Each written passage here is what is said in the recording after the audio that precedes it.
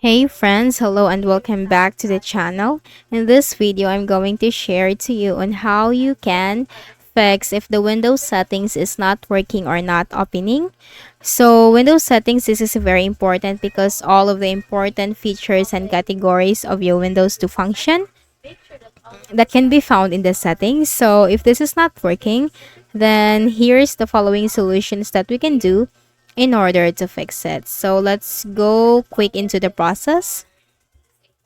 In the Windows search bar right here, type CMD. Best match command prompt. On the right pane, this one, click on Run as Administrator.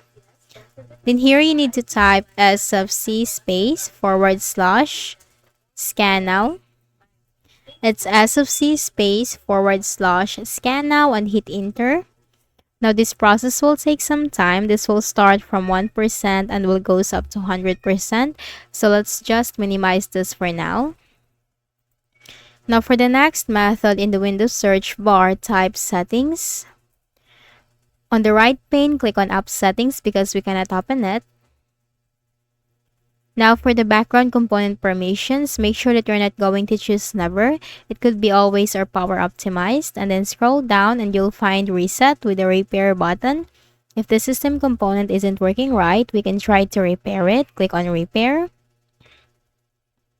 Then click on reset and then reset button once again.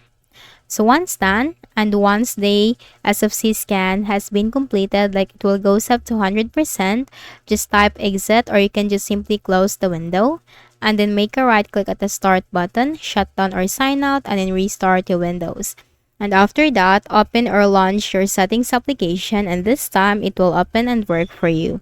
So I hope this video helped you. Kindly please do not forget to hit the like button and subscribe to our channel for more videos and tutorials. Thank you for watching.